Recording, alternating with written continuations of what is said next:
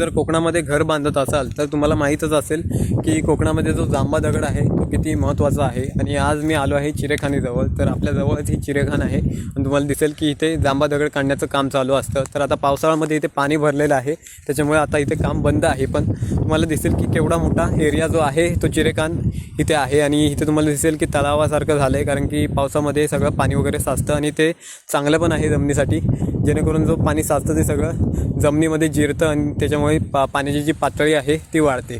तर इथे तुम्हाला दिसेल जो स्टॉक चिरा आहे चिरेखानीतला, तर पावसाळ्याच्या नंतर ते स्टॉक चिरा बाहेर काढून ठेवतात।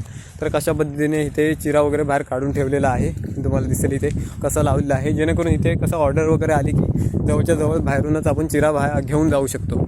तर अशा पद्धतीने इथे चिरा बाहेर काढून ठेवला आहे आणि चिऱ्याची साईज पण तुम्हाला मी ते सांगतो की कशा पद्धतीने ही तयार केलेली आहे।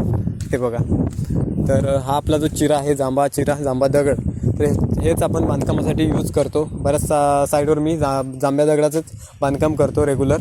आणि कशा पद्धतीने ह्याची साईज असते तर तुम्हाला दिसेल की हा जो आपला जांबा चिरा आहे तर याची साईज आहे रुंदीला तर ही 9 असते, 9 इंच, आणि लांबीला आहे ते 14 ते 15 इंच असते, आणि उंचीला जो हा चिरा आहे तो 6 इंच असतो। तर अशा पद्धतीने ह्या चिऱ्याची साईज इथे बनवलेली असते।